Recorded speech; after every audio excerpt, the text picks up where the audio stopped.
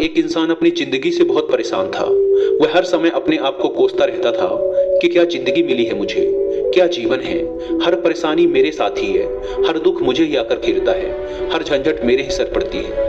एक दिन इसी तरह अपने आप को बैठा हुआ कोस रहा था कि क्या नसीब है मेरा, क्या किस्मत है मेरी, क्या जिंदगी है मेरी, कि तभी अचानक एक बाज अपने शिकार को पंजों में दबाए हुए एक पेड़ पर आकर बैठ जाता है और वहीं पर अपने उस शिकार को खाने लग जाता है। यह परेशान आदमी जब उस बाज को देखता है तो कहने लगता है कि क्या जिंदगी है इसकी, क्या जीवन जी रहा है मजे का। ना इसे खाने की चिंता, ना पीने की, ना पहनने की और ना ही परिवार की। शिकार करता है और मस्त खुली हवाओं में कभी इधर घूमता है, कभी उधर घूमता है, सारे दिन आसमान में उड़ता रहता है। असल जिंदगी तो यही है, जीवन तो ये जी रहा है। और फिर वो आसमान की तरफ देखकर जोर जोर से चिल्लाता है कि काश मैं भी एक बाज होता तो मुझे भी कोई दुख ना होता, मुझे भी कोई परेशानी ना होती, काश मैं भी एक बाज होता।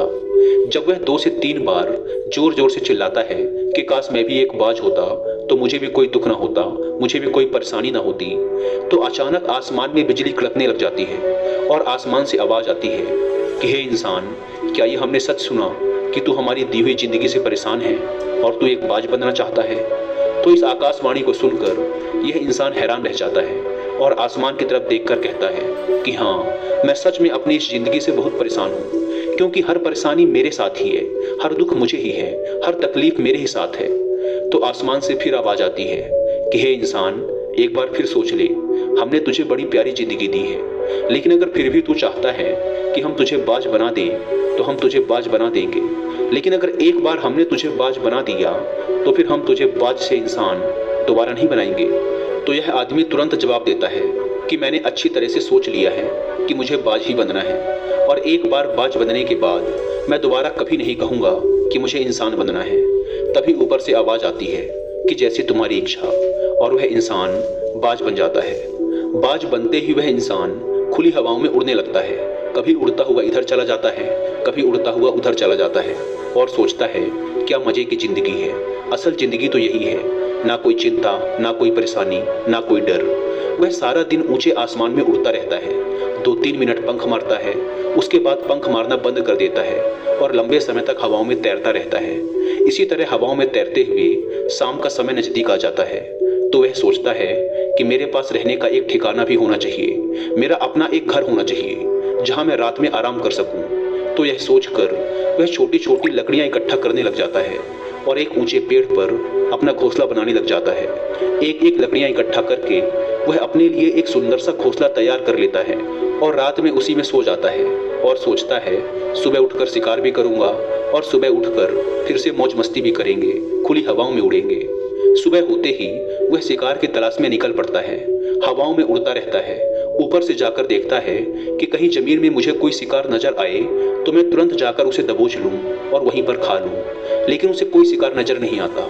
काफी समय बीत जाता है, वह लगातार ऊंचाई से शिकार को ढूंढता रहता है, लेकिन उसे कोई शिकार नहीं मिलता। फिर पास ही एक जंगल होता है, यह उस जंगल में चला जाता है, यह सोचकर कि शायद वहां कोई अच्छा सा शिकार मेरे हाथ आ जाए। यह जंगल के ऊपर उड़कर शिकार को ढूंढता रहता है, जंगल के अंदर जाकर भी शिकार को ढूंढता है, लेकिन इसे वहां भी कोई शिकार नहीं मिलता। शाम का समय नजदीक आ जाता है तो मायूस होकर वापस अपने घोंसले की तरफ लौट रहा होता है कि रास्ते पर थक कर एक पेड़ के ऊपर बैठ जाता है। जब यह उस पेड़ के ऊपर बैठा होता है तो उसकी नज़र एक बीमार चिड़िया पर पड़ती है जो कि घायल अवस्था में होती है। यह तुरंत जाकर उसे दबोच लेता है, उसके पंख निकालकर अलग कर देता है और उसे खा जाता है। उस चिड़िया को खाने के बाद वह अपने घोंसले की तरफ उड़ जाता है और रास्ते में सोचता है कि चलो बीमार चिड़िया ही सही, लेकिन कुछ तो खाने को मिला। वह अपने घोंसले पर पहुंचकर आराम करने लगता है और सोचता है सुबह एक अच्छा सा शिकार पकड़ूंगा और अपनी भूख मिटा लूंगा। जैसे ही सुबह का प्रकाश होता है यह निकल पड़ता है अपने शिकार की तलाश में। हवा में उड़ता रहता है, लेकिन आज फिर कोई शिकार इसके हाथ नहीं आता। काफी समय बीत जाता है, यह ऊंचाइयों पर जाकर अपनी तेज नजरों से शिकार को ढूंढने की पूरी कोशिश करता है, लेकिन इसे कोई भी शिकार नजर नहीं आता। फिर यह पास के उस जंगल की तरफ चला जाता है, लेकिन इसे वहां भी कोई शिकार नहीं मिलता। इसी प्रकार पूरे दिन उड़ते उड़ते शाम का समय नजदीक आ जाता है तो यह निराश होकर वापस लौटने लगता है और रास्ते में एक पेड़ पर आकर बैठ जाता है। सोचता है शायद आज फिर कोई बीमार चिड़िया मेरा इंतजार कर रही हो, लेकिन हर बार किस्मत मेहरबान थोड़ी होती है। आज इसे कोई बीमार चिड़िया नहीं मिलती। यह थक हार कर वापस अपने घोंसले की तरफ चल पड़ता है और घोंसले पर पहुंचकर भूखा प्यासा ही सो जाता है और सोचता है कल सुबह एक बड़ा सा शिकार पकड़ूंगा और आज की भूख भी मिटा लूंगा। रात को अपने घोंसले में सोया होता है, गहरी नींद में होता है कि तभी एक भयानक तूफान आता है। इस तूफान की हवा इतनी तेज होती है कि इसके घोंसले को उड़ाकर एक जगह फेंकती है और इसे कहीं दूर दूसरी जगह फेंकती है। तो ये जहां पर गिरता है वहां नीचे एक नोकदार लकड़ी पड़ी होती है जो इसके पंजे में गड़ जाती है और इसे बुरी तरह घायल कर देती है। तूफान के रुकने के बाद बारिश शुरू हो जाती है। तेज बारिश होती रहती है पर यह किसी तरह से पेड़ों के नीचे छुपकर बैठा रहता है। बड़ी मुश्किल से इसकी रात कटती है। जब सुबह होती है तो बारिश रुक जाती है। बारिश के रुकते ही चारों तरफ खुशियां छा जाती हैं, चारों तरफ हरियाली छा जाती है। नदियां और झरने तेजी से बहने लगते हैं। सब कुछ फिर पहले के जैसा हो जाता है। लेकिन ये बाज अब पहले के जैसा नहीं रहा। इसका पांव बुरी तरह घायल हो चुका है।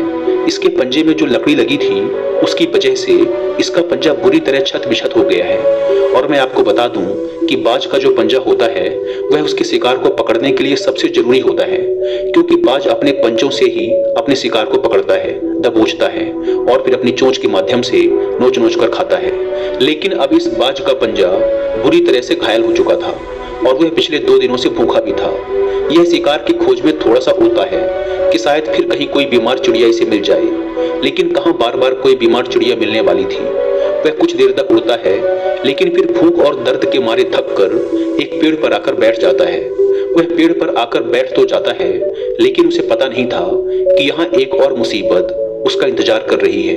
और वह मुसीबत यह थी कि 8-10 कौवों का एक झुंड मिलकर इसे परेशान करने लग जाते हैं। इसके ऊपर आकर इसके घाव में चोंच मारने लग जाते हैं। उन्हें भी पता चल जाता है कि यह बाज घायल है और भूख की वजह से कमजोर भी है। यह बाज उनसे बचने के लिए थोड़ा सा उड़ता है और फिर जाकर बैठ जाता है। उनसे पीछा छुड़ाने का प्रयास करता है लेकिन वो फिर इसके पीछे आ जाते हैं। तो ये फिर उड़कर थोड़ी दूर चला जाता है लेकिन वो इसका पीछा नहीं छोड़ते और बार बार इसके पास आकर इसे परेशान करते हैं। कौवे अक्सर बाज के साथ ऐसा करते हैं लेकिन फिर बाज भी उनके साथ एक खेल खेलता है। जब कौवों का झुंड बाज को परेशान करता है और उनका पीछा नहीं छोड़ता तो बाज हवा में सीधी उड़ान भरने लग जाता है। वह तेजी से सीधा ऊपर की ओर उड़ने लग जाता है। कौवे भी उसके पीछे उड़ते हैं लेकिन कुछ देर तक उड़ने के बाद कौवे ऐसी ऊंचाई पर पहुंच जाते हैं जहां पर उन्हें ठीक से ऑक्सीजन मिलनी बंद हो जाती है। उनका दम घुटने लग जाता है, उनकी सांस रुकने लग जाती है। तो फिर वो वहां से ऊपर नहीं जा पाते। पर क्योंकि बाज तो बादलों से भी ऊपर उड़ सकता है इसीलिए वो तो ऊपर चला जाता है लेकिन कौवे वहां से ऊपर नहीं जा पाते और वो नीचे आने लगते हैं। तो इस तरीके से बाज उनसे अपना पीछा छुड़ा लेता है। लेकिन ऐसा करने के लिए, इतनी ऊंची उड़ान भरने के लिए इस बाज के पास उतनी ताकत नहीं थी, क्योंकि ये भूखा भी था और घायल भी था। तो ये उड़ता और थोड़ी सी दूर जाकर बैठ जाता और कौवे फिर आकर इसे परेशान करने लग जाते। इसी तरह भूख और घायल हालत में एक दिन गुजर जाता है, दूसरा दिन गुजर जाता है, तीसरा दिन गुजर जाता है, लेकिन इस बाज की हालत में कोई सुधार नहीं हो रहा था। वह बद से बदतर होती जा रही थी। चौथे दिन जब ये बिल्कुल खत्म होने पर आ जाता है, इसके अंदर बिल्कुल ताकत नहीं बचती और इसका शरीर इसका साथ छोड़ने लगता है, तो यह किसी तरीके से उड़कर पास ही इंसानों की एक हॉस्पिटल होती है उसकी छत पर आकर बैठ जाता है और वहां से आने जाने वाले मरीजों को देखता है और अपने आप से कहता है कि काश आज मैं एक इंसान होता तो ऐसे छोटे मोटे जख्मों का हॉस्पिटल से इलाज करवा लेता या किसी को बता देता कि मैं भूखा हूँ, परेशान हूँ, मेरे साथ ये परेशानी है। लेकिन आज मैं एक ऐसा बेजुबान परिंदा हूँ जो किसी से कुछ नहीं कह सकता, किसी को अपना दुख नहीं बता सकता, किसी से कोई मदद नहीं मांग सकता। यही बात सोचकर वह उसी छत पे अपना दम तोड़ देता है।